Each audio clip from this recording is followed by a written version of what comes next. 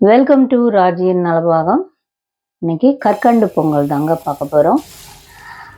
வெள்ளிக்கிழமையில் ஒரு ஆடி வெள்ளி நோன்பு, வரலட்சுமி நோன்பு, ஸ்பெசிஃபிக்காக வெள்ளிக்கிழமையில் லக்ஷ்மி பூஜை பண்ணும்போது நம்ம இந்த பிரசாதம் பண்ணுறது ரொம்ப நல்லது.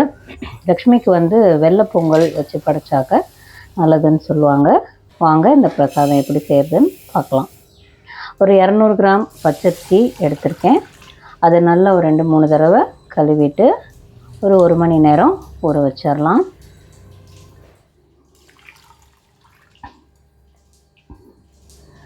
இது நல்லா ஊறிட்டுருக்கட்டும். இப்போ ஒரு அரை மணி நேரம் கழித்து பானையில், இப்போ நான் வெண்கல பானை எடுத்திருக்கேன். இல்லை நீங்கள் இந்த மாதிரி பிரசாதத்துக்குன்னு தனியாக வச்சுருந்தீங்கன்னா அதை யூஸ் பண்ணிக்கோங்க.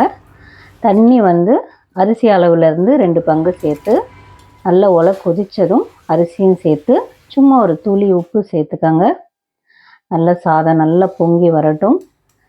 தண்ணி உங்களுக்கு கூட இருக்கிற மாதிரி இருந்தால் கொஞ்சம் குறைச்சிக்கோங்க, இல்லை அதுவே கரெக்டாக இருந்தால் விட்டுருங்க. இங்கே பாருங்கள், சாதம் நல்லா முக்காப்பதம் நல்லா வெந்துருச்சு. இப்போது அரிசியோட அளவே 1 டம்ளர் பால் சேர்த்துக்கலாம். பால் தண்ணி இல்லாமல் இருந்தால் ரொம்ப நல்லா இருக்குங்க. இப்போது பாலும் சேர்த்துட்டு நல்லா குழஞ்சி வந்த உடனே அது ஒரு பக்கம் அடுப்பில் சிம்மில் வச்சு விட்டுருங்க.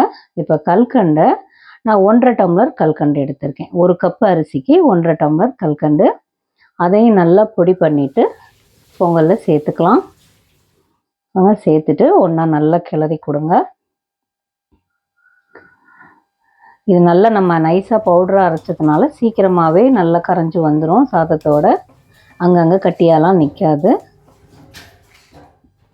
நல்லா கிளறி கொடுத்துருங்க. இதோட ஒரு 6லேருந்து 7 ஏலக்காவை நல்லா நுணுக்கிட்டு அந்த பொடியை மட்டும் சேர்த்துக்கோங்க. தோலை எடுத்துகிட்டு ஏலக்காய் பொடி மட்டும் சேர்த்துக்கோங்க.